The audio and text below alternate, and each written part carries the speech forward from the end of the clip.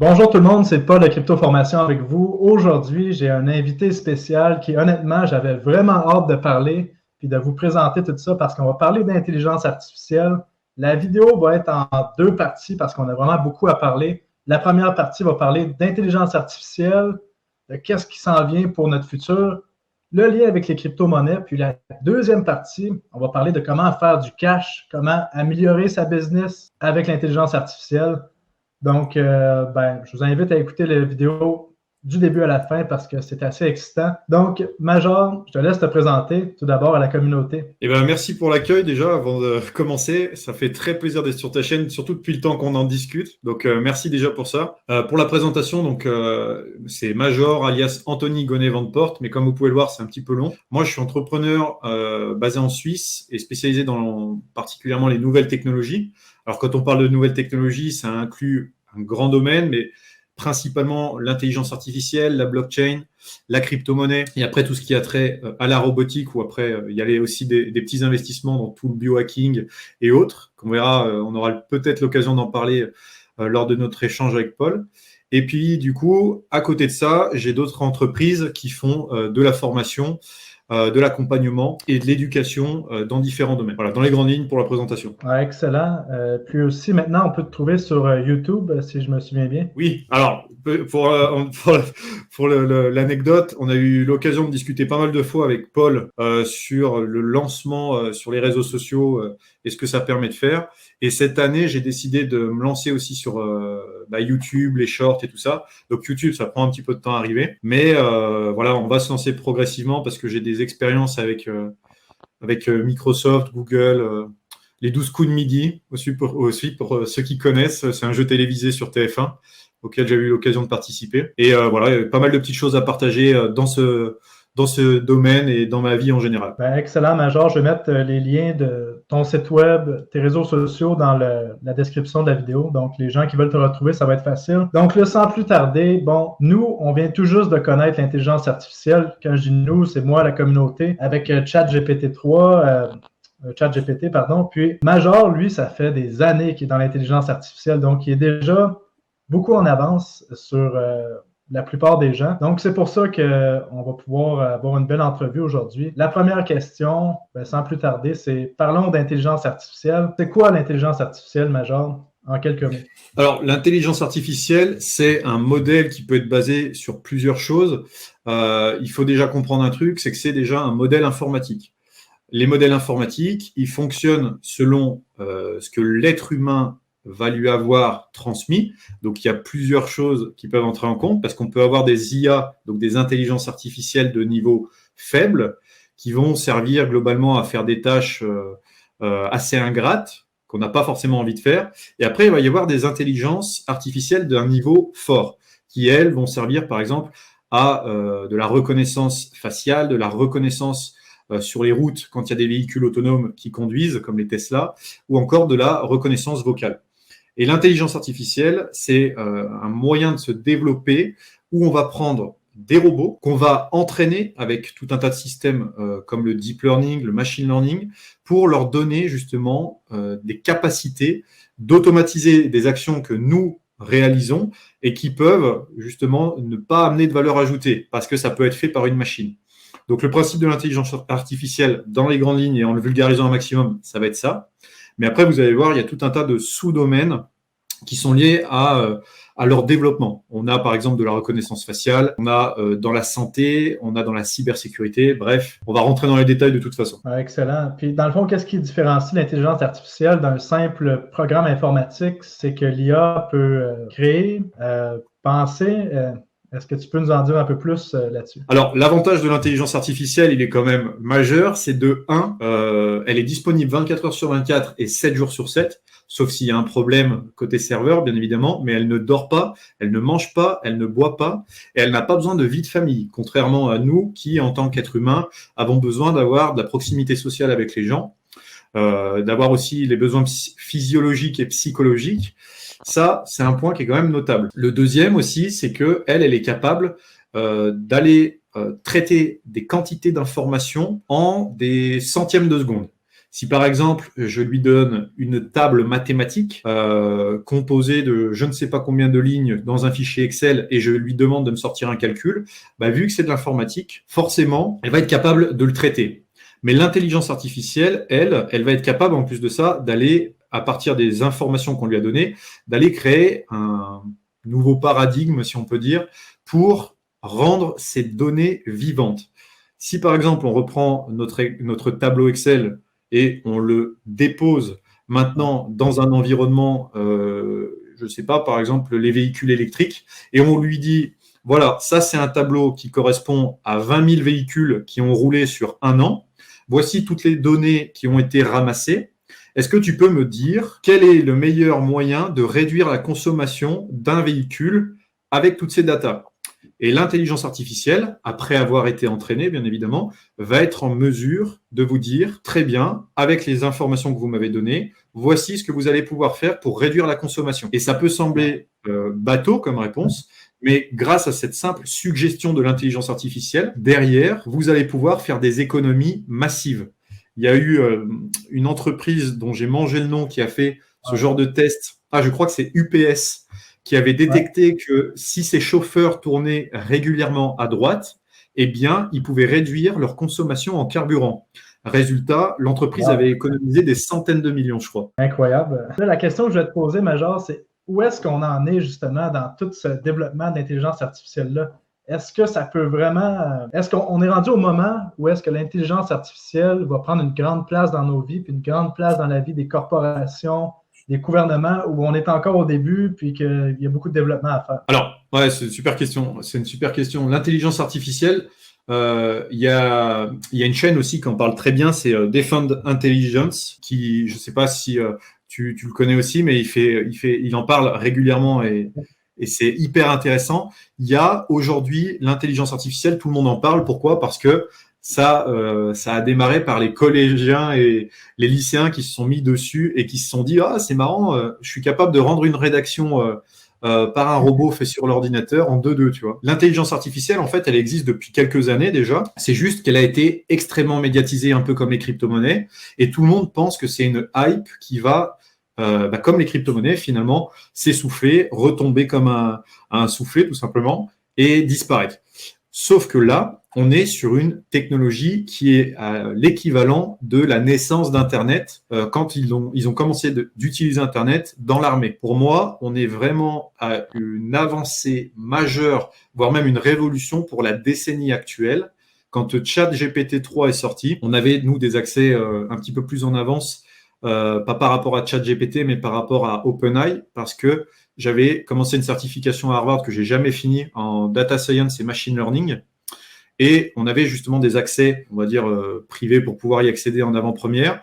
Et leur modèle n'était pas tout à fait celui que les gens ont eu l'occasion de voir aujourd'hui.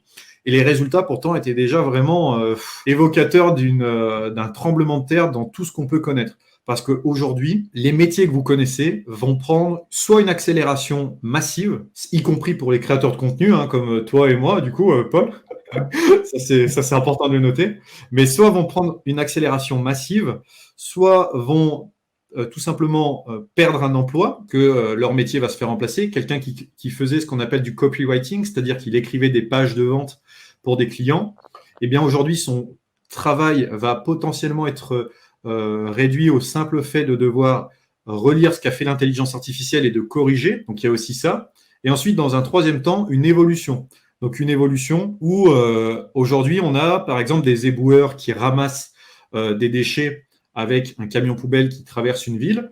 Eh bien, grâce à l'intelligence artificielle, on peut imaginer que les éboueurs vont dorénavant porter une sorte de combinaison, un peu comme un blouson, qui va enregistrer tous les mouvements qu'ils vont faire au cours de la journée.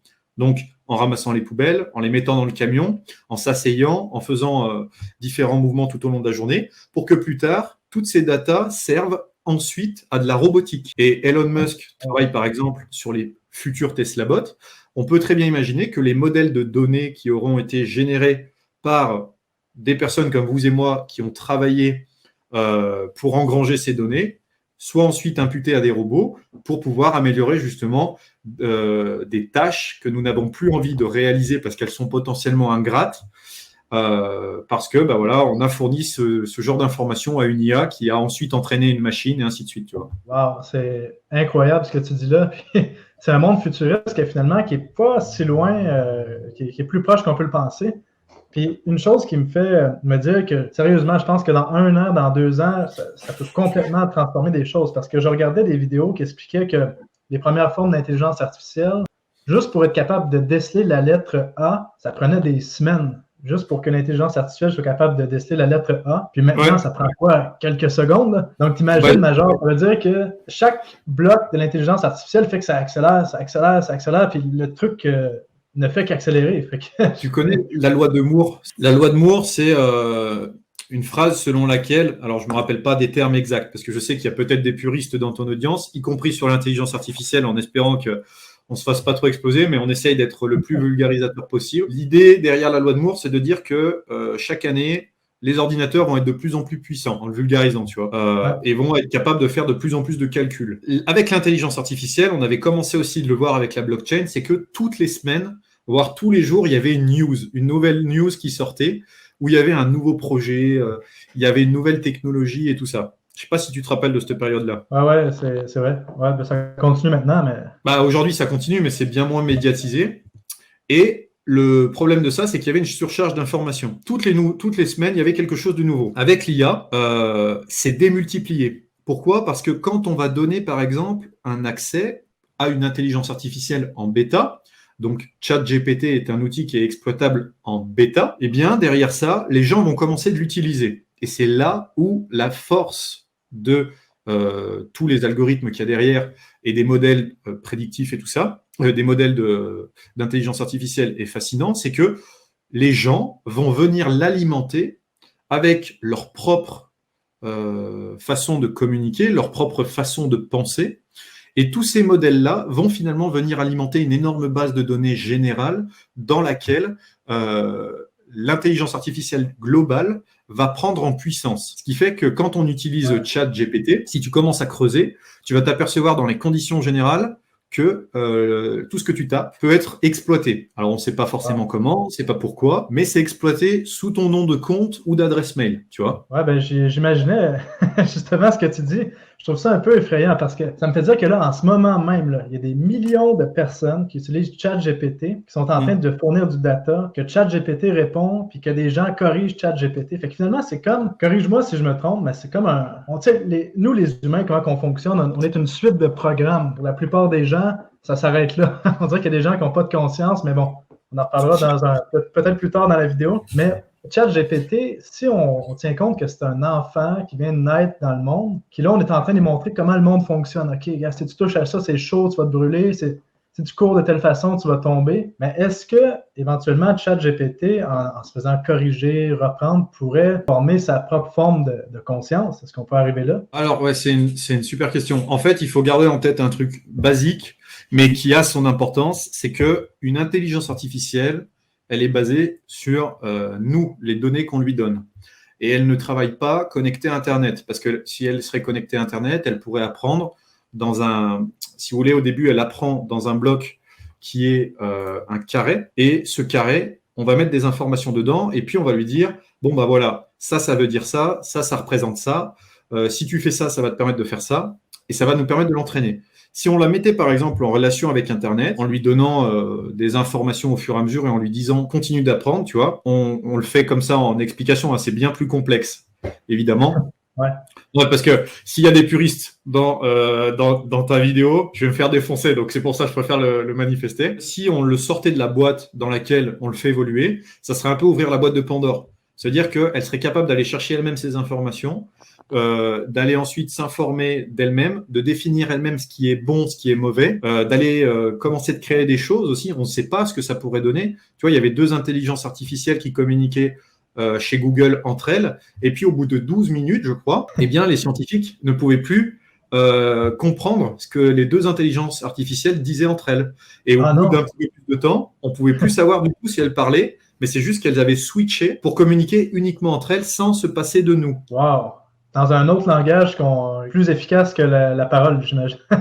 Il y a une théorie selon laquelle, enfin c'est une théorie que j'aime bien, mais c'est une théorie qui dit que aujourd'hui le monde, les réseaux sociaux et tout ce qu'on voit autour de nous est potentiellement dirigé déjà par des intelligences artificielles qui nous ont échappé sans qu'on s'en aperçoive, donc c'est une théorie, hein, et ces intelligences artificielles nous guident petit à petit vers notre chute, ou nous guident petit à petit vers leur dessin qui pour elles est intéressant. C'est une projection qui me fait souvent sourire parce que je me dis que ça peut ne pas être impossible quand tu vois tout ce qui se passe maintenant, tu vois. 100%.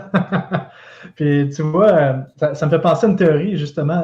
Tu sais, quand on envoie des gens dans l'espace, là, bon, si l'espace est tel qu'on se l'est fait dire dans notre conception mentale d'humain, parce qu'il y a plusieurs types d'espace si on suit différentes théories. Mais bon, par exemple, si pour aller sur Mars, ça prend, je ne sais pas, 10 ans, j'ai aucune idée du nombre de temps que ça prend, mais est-ce que tu as vraiment intérêt d'envoyer un humain pendant 10 ans va pourrir dans un vaisseau spatial?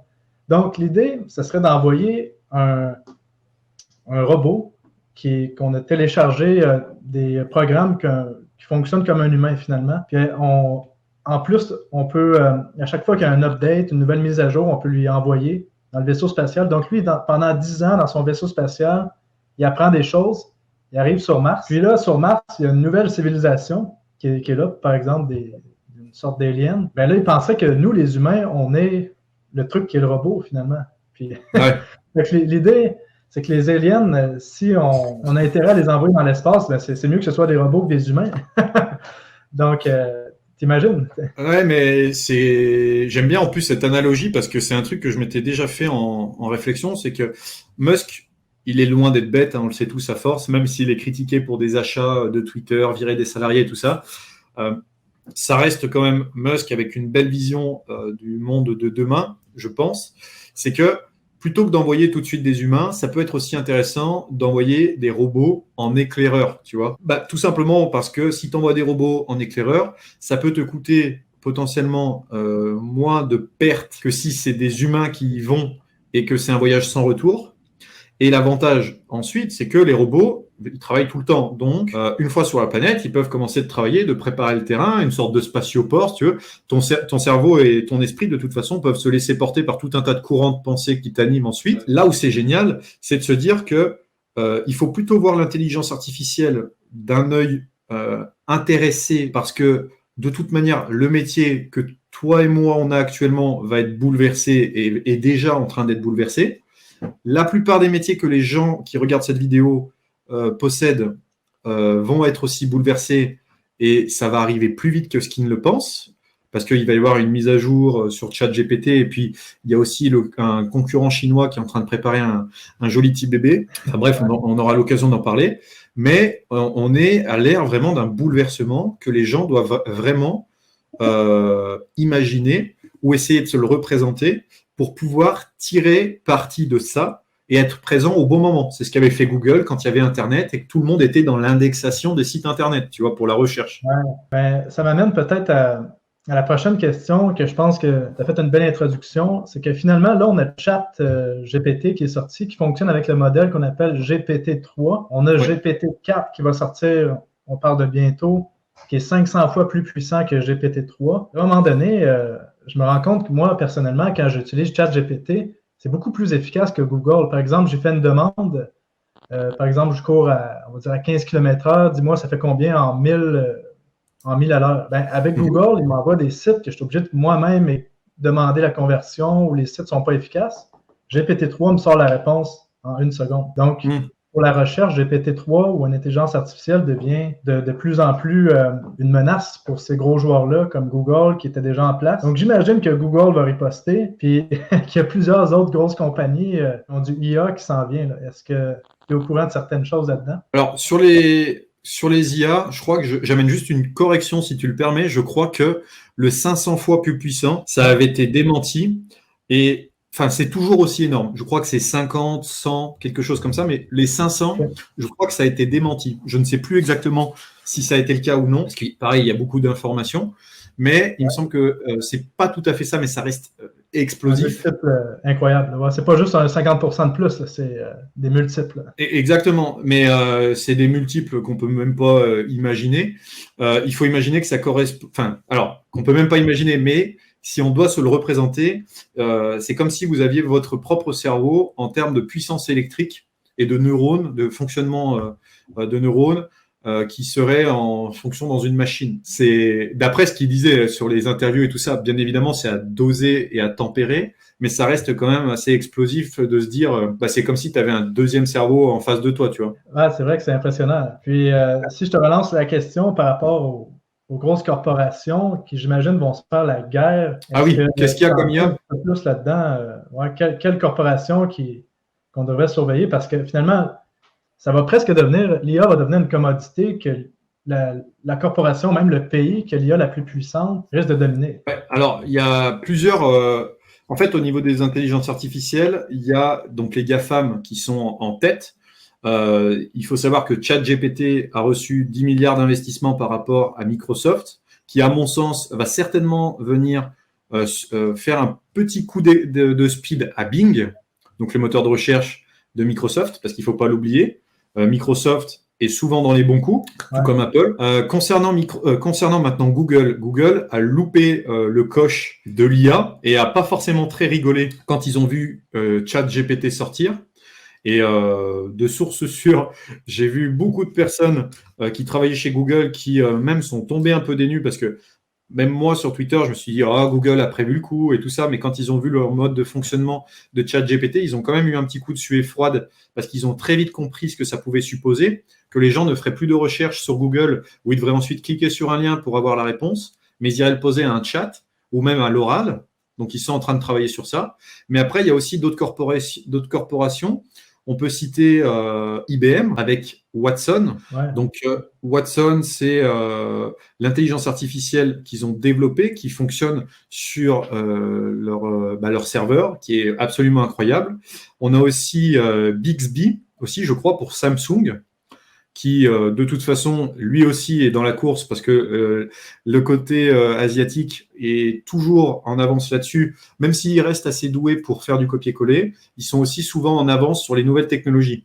Quand nous, on dit que la France a 10 ans de retard par rapport à l'Amérique, en général, l'Asie, donc la Chine plutôt, a en général 5 à 7 ans sur l'Amérique en avance technologique. Donc bon, après, qu'est-ce qu'on a d'autre? On a aussi Aladdin, qui est une intelligence artificielle qui est liée aux banques. Si je dis pas de bêtises, c'est Aladdin.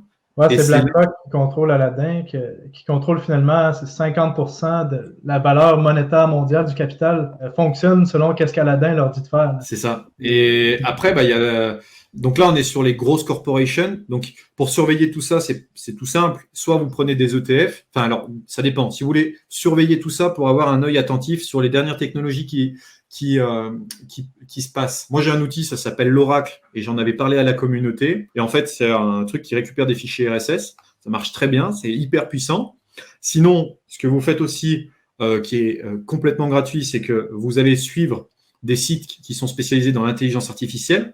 Vous baladez simplement sur TikTok, il y a des personnes qui travaillent dans, par exemple, Boston Dynamics, chez Google directement sur leur programme d'intelligence artificielle. Vous allez suivre les comptes Twitter du dirigeant de OpenAI. Voilà, ça c'est pour les premières sources d'acquisition d'informations. Sinon, après, si c'est pour les surveiller d'un point de vue investissement, il y a une crypto-monnaie que je crois, Paul, vous avez déjà partagé, qui permet de faire ça. Je ne sais pas si on peut en parler. Oui, on peut en parler. J'en ai parlé publiquement maintenant.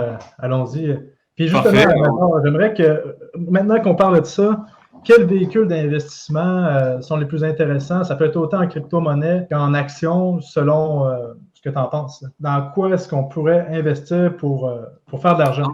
Profiter de cette vague-là? Alors, moi, je vois comme ça à froid, j'en vois plusieurs. La première, c'est un ETF. Il y a un ETF sur les intelligences artificielles, en principe, sur plusieurs brokers. Sur Bitpanda, il y a ETF AI, je crois. Sur DeGiro, il y a aussi un ETF sur l'intelligence artificielle. Bref, Internet est votre ami.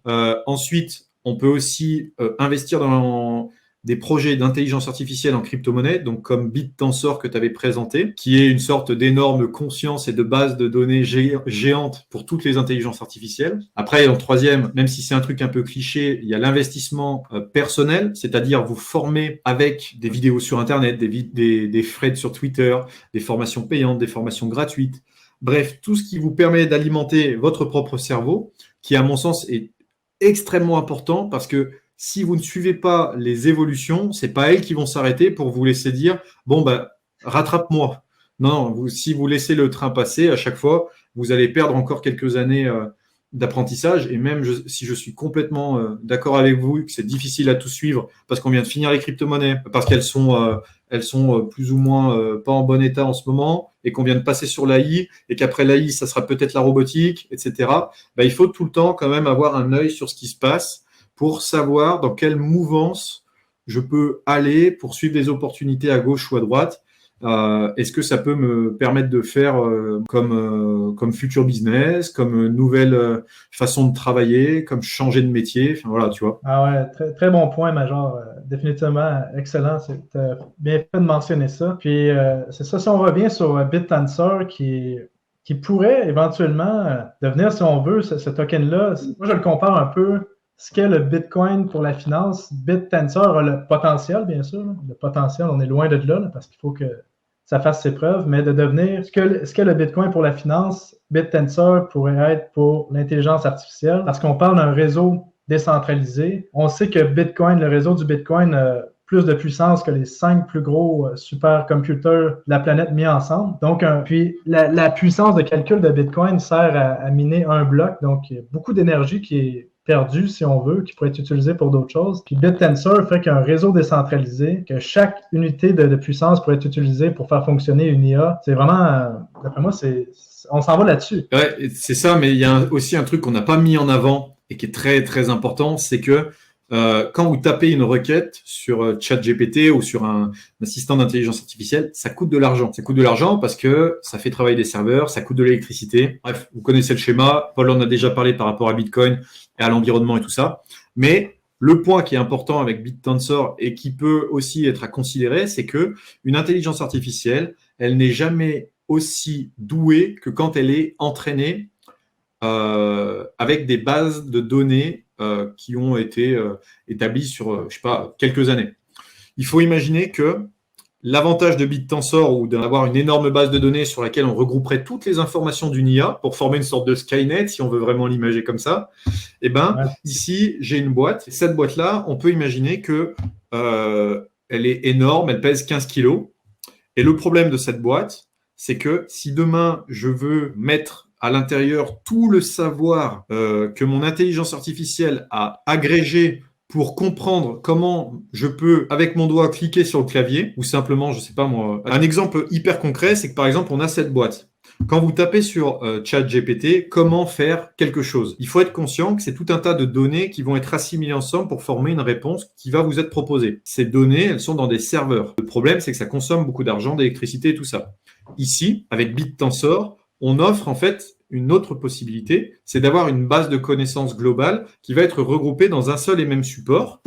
Et plutôt que de devoir réentraîner son intelligence artificielle avec des choses que l'on n'a pas, eh bien, on va pouvoir venir piocher dans cette énorme base de données déjà complétée par des milliers d'heures d'informations et de données qui sont à l'intérieur pour venir simplement prendre une toute petite capture d'écran de la zone qui nous intéresse. Donc, par exemple, ça pourrait être une carte SD et de dire très bien, cette carte SD, c'est une capture d'écran de l'intégralité des informations qu'il y a dans cette énorme base de données et c'est ça dont j'ai besoin. Un peu comme Mina, pour ceux qui connaissent les crypto-monnaies, qui fait une sorte de capture d'écran à un moment précis de l'intégralité des informations qu'il y a eu dans la blockchain en arrière dans le temps, pardon, et qui va ensuite la récupérer et dire tac, pour répondre à ta question, en me basant sur les montagnes d'informations que j'ai à cet instant précis, alors voilà ce qu'il faut faire. Ben, j'ai été sur le playground. BitTensor, il y a un playground, puis il y a déjà à peu près une douzaine de modèles de langage qui est en train de se construire de façon décentralisée. Puis j'étais comme, ah ben merde, ça peut aller vraiment rapidement si les gens décident de s'y mettre. Et, on voit des corporations commencent à s'intéresser à BitTensor pour avoir le token, puis finalement que le token va représenter la possibilité d'avoir de la bandwidth, de la bande passante sur le réseau. Donc vraiment intéressant de ce côté-là. On a la chance de connaître ça avant les autres, puis j'espère qu'on va en profiter. Sur ça aussi, c'est important de le mentionner parce que tu viens carrément de faire un super parallèle, c'est que on a la sensation que tout le monde en parle. Mais il faut expliquer un truc là-dessus, c'est qu'on a cette sensation parce qu'on est tous entrepreneurs ou on est tous passionnés de technologie. Et quand on est passionné de technologie, dans notre réseau, on a d'autres passionnés de technologie. Et on a l'impression que tout le monde en parle, que c'est l'effervescence et tout ça. Oui, mais à l'échelle de l'humanité, ça correspond à un faible pourcentage. Et c'est pour ça que, à mon sens, c'est encore le moment, comme c'est le moment pour la crypto-monnaie, comme c'est le moment pour de la robotique. C'est juste qu'il faut vraiment limiter le bruit dans sa tête, de se dire tout le monde est au courant, mon projet va pas marcher, voilà. Ah, excellent point, Major. Puis ça m'amène peut-être à amener un autre sujet, là. Pourquoi, selon toi, l'intelligence artificielle va gagner? Pourquoi ça va gagner? Pourquoi c'est sûr qu'on s'en va par là? Il n'y a pas d'autres options. Ben, selon moi, il n'y a pas vraiment d'autres options. Parce que la convenience, la rapidité, mais je veux t'entendre là-dessus. À la différence des NFT, les NFT, ça va faire chier pas mal de gens, mais c'est vrai que les NFT, on devait trouver des usages. Comme pour le métaverse, on devait trouver des usages. Résultat, on est en 2023, on attend toujours les usages du métaverse et les usages concrets des NFT. Sachant qu'en plus de ça, il y a la complexité de devoir créer son MetaMask, de devoir le paramétrer et pour l'utilisateur lambda, de s'embêter à comprendre tout ça. Alors que là, pourquoi l'intelligence artificielle peut gagner sur le long terme et que tout le monde l'utilise beaucoup plus vite, c'est que comme Google, on est venu mettre une énorme mandale dans la tronche de choses qui sont d'une complexité incroyable, où en gros, on a une fenêtre et on tape, on pose notre question, on a notre réponse. Et c'est tout. Et à partir du moment où vous arrivez à faire prendre en main des technologies à des collégiens ou des lycéens, c'est ce que je disais au début de la vidéo, vous avez déjà gagné une grosse partie de la bataille parce que c'est eux qui vont la faire devenir mainstream. Tout ce qui permet d'avoir plus de facilité d'utiliser va gagner. Par exemple, sur Google, il faut faire peut-être 3 à 4 clics pour arriver à la recherche qu'on veut, alors que sur une intelligence artificielle, on écrit un clic, on a la réponse qu'on veut. Fait qu'on sauve peut-être 2 clics à chaque fois. C'est pareil comme Blockbuster. Il fallait avant aller chercher notre film, il fallait le ramener chez nous. Après ça, 3 jours après, il fallait le rapporter, sinon il y avait des frais de pénalité. Mais là, Netflix arrive, tu loues le film, ben, tu as le film directement, tu n'as pas besoin de le louer. Tout est déjà là en un clic. Netflix a gagné, c'est pareil. Exact. Et puis, maintenant que tu parles de Netflix, ça me fait une intro pour un truc, si tu me permets. C'est de dire qu'aujourd'hui, vous avez vu ChatGPT. Okay. Dans la prochaine vidéo avec Paul, vous verrez certainement les usages et tout ça. Mais aujourd'hui, il n'existe pas que ChatGPT. En fonction des personnes qui suivent, ici, il y a des IA pour créer un double de votre voix, pour créer des images, pour créer de la reconnaissance faciale, pour créer des séquences de jeux vidéo beaucoup plus facilement. En fait, l'IA, elle est là pour vous faciliter la vie. Il faut la voir comme un assistant surpuissant sous stéroïdes qui va venir littéralement mettre un coup de stéroïde à votre cerveau pour faciliter vos tâches. Et il faut imaginer que dans les prochains, je pense très sincèrement, dans les prochains mois, parce que c'est déjà le cas sur Twitter, je te laisserai le lien si tu veux leur montrer et faire une voix off ou autre dessus. Mais sur Twitter, j'ai vu par exemple un gars qui a déjà réalisé avec Midjourney et 3 autres intelligences artificielles un microfilm. Derrière, ça suppose quoi ? Ça suppose qu'il n'y a plus besoin d'acteurs, que les acteurs, il n'y a plus besoin de les payer parce qu'un cachet d'acteurs, ça coûte quoi ? 70 000, 80 000 balles, 80 millions pardon, pour faire par exemple, Robert Downey Johnson pour Avenger a coûté 70 millions. Là, tu prends une IA, tu modélises son visage. Il y a Unreal Engine 5 aussi qui est très, très, très avancé, qu'il faut surveiller, qui va arriver. Et la plupart des films maintenant sont modélisés avec de l'Unreal Engine en plus. Ça suppose quoi ? Ça signifie que le cinéma va complètement évoluer et que des gars comme vous et moi vont pouvoir sortir de leur tête des scénarios de films absolument incroyables et on va avoir une vitesse de création quasiment illimitée à une échelle jamais connue dans la vie de l'humanité. Ah, j'ai vu ça passer, Major, des trucs comme ça, puis je n'en reviens pas. On ne peut même pas imaginer les cas d'usage de tout ce qu'il va y avoir parce que ça n'existe pas. C'est ça qui est fou. J'ai l'impression que si c'est bien utilisé, l'IA, puis que c'est pas capturé par les gouvernements réglementés comme ils aiment faire avec des pots de vin, on pourrait entrer dans une espèce d'âge d'or de l'humanité, que les découvertes pourraient se faire à des vitesses incroyables au niveau de l'énergie libre, des trucs comme ça. Je ne sais pas, qu'est-ce que tu en penses à ce niveau-là? C'est trop bien. En plus, j'en ai discuté là, ce matin avec quelqu'un. Je disais, Dans l'échelle de l'humanité, on a connu la révolution industrielle. On a connu plusieurs types de révolutions. On a connu la révolution industrielle, le siècle des Lumières et tout ça. On a connu aussi la révolution d'Internet, la révolution innovation, les méthodes agiles de gestion de projet et tout ça. Et là, on arrive dans un nouveau temps, une nouvelle ère, qui est la révolution de l'IA. Les gros bonnets, s'ils arrivent suffisamment à être présents sur le marché, et ça sera le cas, ils peuvent tout simplement en profiter. Par exemple, je parle beaucoup, hein, désolé. Ah non, c'est parfait. J'aime t'entendre. Je pense que tout le monde va en ce moment, s'ils sont rendus là dans la vidéo, sont excités. Fait que vas-y. Ok. Mais tu vois, un truc qui est vraiment à considérer, c'est que un produit d'une telle puissance dans de mauvaises mains, qu'est-ce que ça suppose? Alors, je ne dis pas que l'État est un mauvais exemple, mais je vous partage simplement mon point de vue là-dessus. Imaginons, on donne l'intelligence artificielle à un service étatique comme les impôts et on construit un modèle d'IA spécifiquement dédié pour que dès qu'on retrouve mon prénom et mon nom, il aille chercher dans les bases de données du monde entier mon nom et prénom dans tous les comptes bancaires, potentiellement si c'était en accès libre, où j'ai de l'argent. Et derrière, l'intelligence artificielle fait un rapprochement et sera en mesure de dire tiens, ce compte n'est pas déclaré, ce compte n'est pas déclaré. Donc ça, c'est le premier danger. Mais c'est là qu'intervient la crypto-monnaie, tu vois, par exemple. D'où intervient la crypto-monnaie du côté sombre de la force et du côté clair de la force. Côté sombre de la force, c'est les monnaies centrales, les monnaies digitales, je suis jamais capable de le dire en français, les CBDC, les monnaies qui viennent des banques centrales, vont permettre 100% ce que tu viens de dire. Donc, c'est clair que c'est un programme qui s'en vient, malheureusement. Puis, il y a les monnaies… Très curieux. Ah ouais, puis, il y a les monnaies décentralisées qui peut-être peuvent nous sauver là-dedans. Peut-être. Ça m'amène peut-être à parler d'un sujet que je trouve intéressant. Là, on parlait d'âge d'or de l'humanité. Ça me fait penser à tout ce qui est Neuralink avec Elon Musk, de mettre une puce dans le cerveau des gens, que je trouve complètement fou. Tu vois, dans la Matrice, tu te souviens, dans la Matrice 1, Neo ne savait pas comment conduire un hélicoptère. Puis là, boum, il se fait télécharger le programme. Puis là, il devenait un professionnel Ou par exemple, moi, je ne sais pas parler chinois.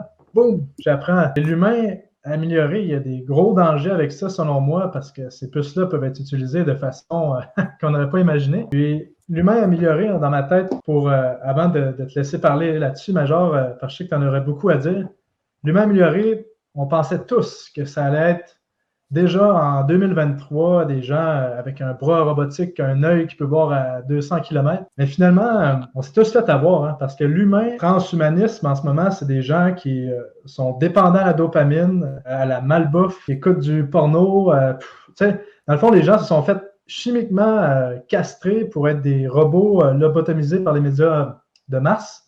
Alors que nous, on pensait que ça allait devenir des super-humains. Fait que, là, avec Neuralink, des choses comme ça, peut-être ça va arriver, mais c'est pas mieux non plus. Mais je veux quand même t'entendre parler de Neuralink. Tu m'envoies sur ce sujet parce que tu sais à quel point je kiffe en plus. Mais c'est vrai, je suis passionné de futurologie et autres. Et en fait, avec Neuralink, il y a un truc qui est à double tranchant et que les gens vont de toute façon maîtriser après l'explication là-dessus, c'est que qu'est-ce qui s'est passé quand Steve Jobs a présenté l'iPhone? Tout le monde s'est dit « Waouh, j'ai ma musique, mes messages, des applications, un appareil photo, tout ça dans une petite boîte, je peux le transporter n'importe où, 24 heures sur 24, c'est disponible. » Qu'est-ce qui va se passer maintenant quand Elon Musk va arriver et va dire « Voici Neuralink et vous pouvez avoir votre cerveau multiplié par 100 ». Et en fait, je pense qu'il y a un paradigme, et j'utilise beaucoup ce mot, mais parce que c'est ça qui va arriver, c'est des puces dans lesquelles, dans un premier temps, on va avoir la possibilité d'améliorer les gens qui ont des problèmes,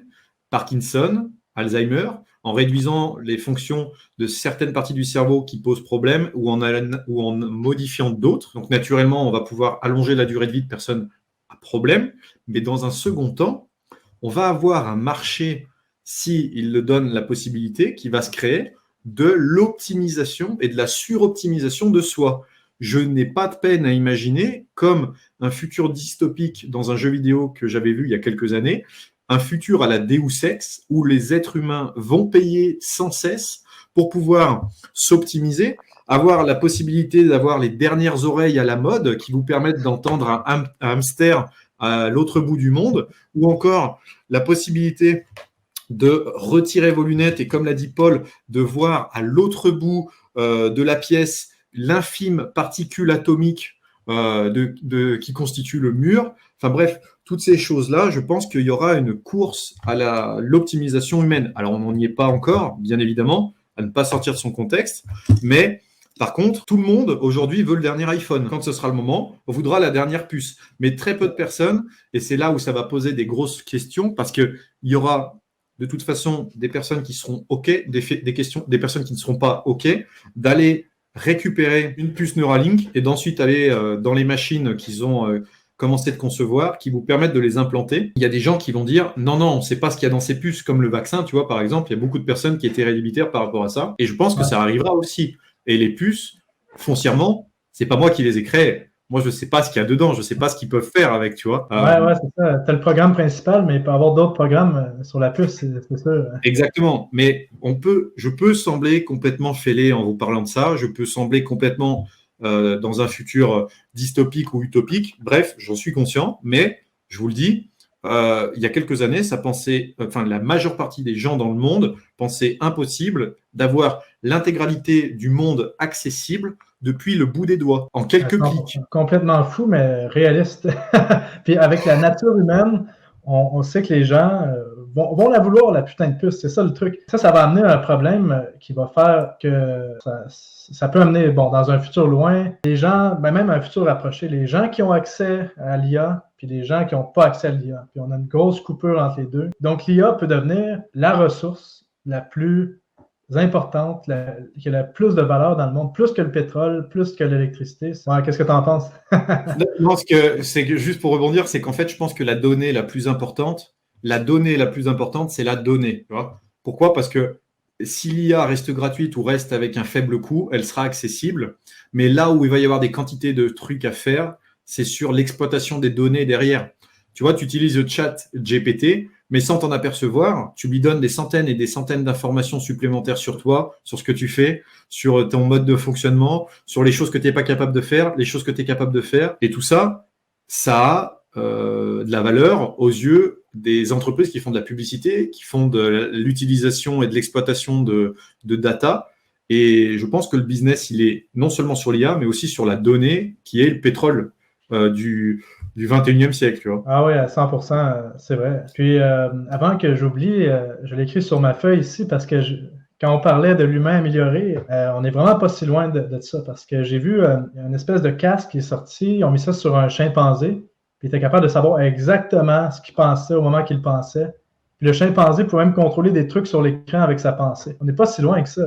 C'est un peu effrayant. C'est effrayant, mais tu vois, on se moque un petit peu de partager ce que je partage là. Je le partage depuis au moins 10 ans sur Internet ou sur mes différents canaux un peu plus privés où j'étais pas en avant sur YouTube ou sur Instagram et tout ça. Mais quand tout ça va arriver, et ça arrive, on va être limite capable de augmenter notre durée de vie. Et il y a un rapport qui était sorti, je me rappelle plus exactement quand, je sais que c'était l'année dernière, qui disait que l'homme qui vivra 1000 ans, l'homme ou la femme, soyons inclusifs, est déjà né. Incroyable ça, Major. Ah non, mais moi je te dis, le problème c'est que je suis passionné par ça, donc on peut discuter de ça pendant des heures parce que ça fait des années où j'ose pas forcément trop rentrer dans les détails sur certains trucs, mais c'est vrai que je pense que les gens ont besoin de comprendre ce que ça suppose parce qu'en fait, on a notre condition humaine qui nous fait aimer ou détester des choses, tu vois, par exemple la crypto-monnaie, on a le droit de pas aimer telle crypto ou le droit d'adorer celle-ci.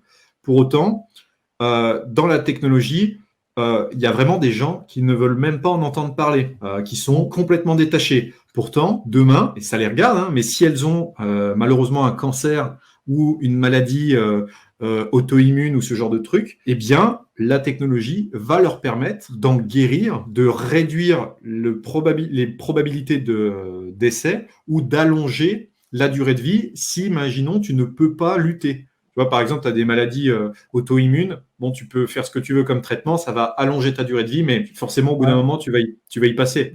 Est-ce que tu penses que ce genre de technologie-là, parce on le sait, on a un lobby pharmaceutique qui contrôle quel produit peut sortir, quel produit ne sort pas, comme le cancer, on le sait. Ben, je ne sais pas si on peut en parler sur YouTube, mais le cancer est une forme de business, tu vois.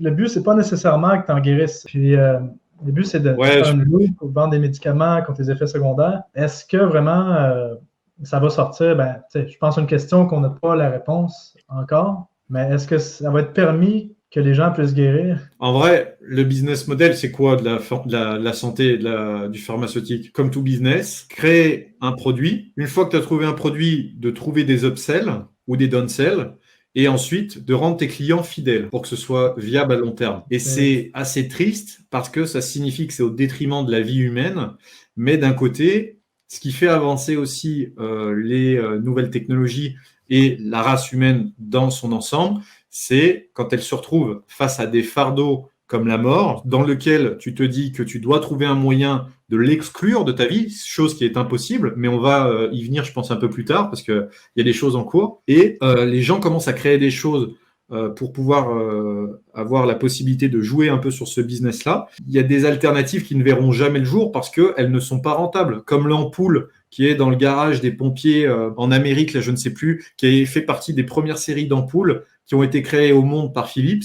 Ça fait plus de 100 ans qu'elle est éclairée. Ils se sont rendus compte qu'elle était éclairée qu'elle restait allumée trop longtemps. Bizarrement, quelques années après ou quelques mois après, je sais pas, il y a eu des ampoules qui duraient que 1500 à 3000 heures, alors qu'il y a une ampoule qui tourne depuis des années, tu vois. Ouais, ben ça me fait réfléchir. Edison, le mec qui a créé l'ampoule, c'est bien ça. Lui, en fait, il a fait plus de 1000 essais qu'on a dit pour réussir à arriver à l'ampoule qu'on connaît aujourd'hui. Mais d'après moi, c'est ça, les 1000 essais, c'était pour réussir à trouver une ampoule qui a une durée de vie limitée pour pouvoir en vendre encore. Parce que sinon, c'est une ampoule qui dure 1000 ans ou 100 ans, ben, c'est fini, tu en achètes une fois, puis ta maison est éclairée à jamais.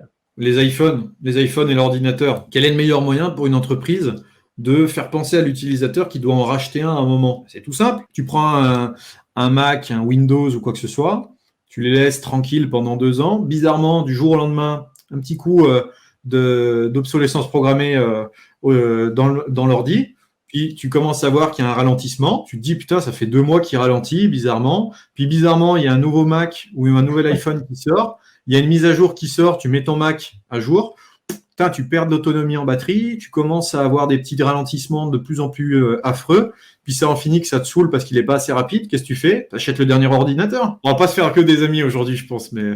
Ah, c'est intéressant. Ben écoute, Major, je pense que on pourrait peut-être conclure la première partie de notre série de 2 vidéos là-dessus.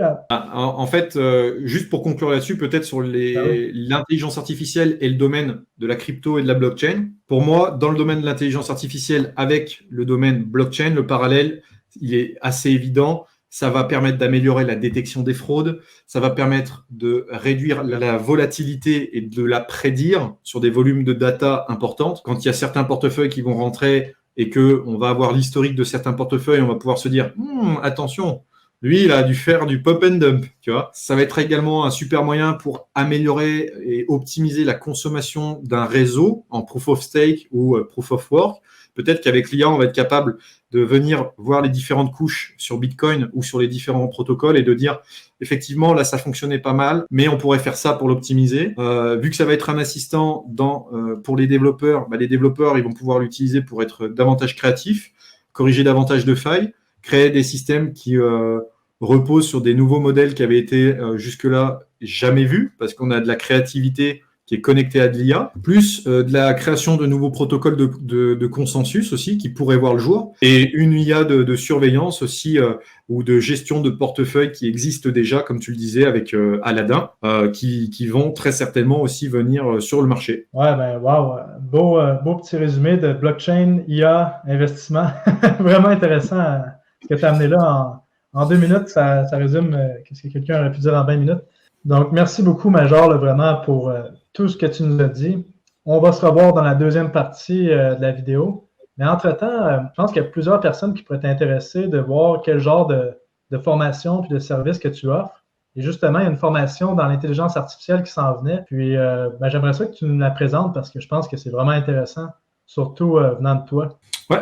Alors, nous, il y a 2 formations qui arrivent. Donc, il y a une formation sur l'IA qui est liée plus particulièrement aux entreprises et aux particuliers sur comment ils peuvent agencer toutes les intelligences qui existent, enfin les intelligences artificielles qui existent pour se créer un nouveau business. Mais il y en a aussi un autre, c'est de comment suivre l'évolution de l'intelligence artificielle quand on est graphiste, illustrateur, ou encore que l'on travaille dans l'identité visuelle pour les marques et les grandes entreprises.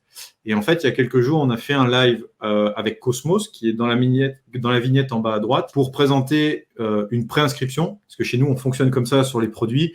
On fait des préinscriptions, et quand il y a beaucoup de personnes qui sont intéressées, on lance le produit, sinon on ne le fait pas. Mais là, du coup, on lancerait la formation début mars pour apprendre aux gens à faire ce que je vais te montrer là. Donc là, c'était le sommaire un petit peu. Qui permet de montrer tous les prochains métiers qui vont avancer. Donc ça, c'est tout un tas de choses qui vont être vues aussi dans la formation sur comment les gens peuvent le faire. Et donc, par exemple, ils vont apprendre, là, c'est des chartes graphiques qui sont entièrement générées par intelligence artificielle, donc logo, charte graphique. Ouais, c'est impressionnant. Ça aussi, c'est fait avec Midjourney. Donc en fait, dans la format, tu n'apprends pas à faire des prompts. Tu vas apprendre bien plus de choses complexes. C'est juste que là, pour te présenter ça en très peu de temps, j'essaie d'être hyper concis. Mais donc, il y a ça, c'est Cosmos qui va dispenser la formation. Donc, il y a les cartes de visite. Il y a aussi les templates pour les personnes qui créent des sites Internet. Donc, elle va aussi permettre de servir aux personnes qui, justement, veulent créer des sites Internet un peu nouvelle génération, comme on pourrait le voir. On a également... Ce qui est fait avec l'IA, c'est impressionnant. C'est surtout qu'en fait, l'avantage qu'il y a ici, c'est qu'avant, tu étais obligé d'attendre 4, 5, 6 jours, et on en parlait en off tous les deux. Tu étais obligé d'attendre très longtemps avant d'avoir un résultat et quelqu'un qui te réponde. Et là, tu arrives en quelques clics, tu as ton résultat. Donc, ça change tout. C'est incroyable. Et là, tu vois, sur Twitter, on a fait pas mal de comptes crypto français en bannière aussi, qui les ont installés. Donc voilà, ça sert aussi pour faire des icônes. J'ai vu que tu avais fait ton site internet, notamment, où tes espaces partagés, style Discord et autres, c'est des choses qui sont complètement intégrables. Okay. Donc en fait, dans la format, tu apprends à créer tout ça, quoi. OK, c'est vraiment intéressant. Je pense que ça peut intéresser plusieurs personnes. Puis même moi, je suis curieux de savoir comment faire. Après, on peut même regarder pour lui, tu vois le projet Marmotoshi de Doc Marmotte. Ouais. Je sais pas si tu vois qui est Doc Marmotte. Ouais, c'est un mec sur Twitter, je pense. Ouais, c'est ça. C'est nous qui lui avons réalisé certains visuels pour son projet. Okay. Tu vois, on est un petit peu dans les coulisses de pas mal de personnes, mais on est assez discret. Ça, c'est les visuels de nos formations. Par exemple. Donc, excellent. Écoute, Major, que je vais faire, c'est que je vais mettre le lien dans le bas de la vidéo pour la préinscription à la formation.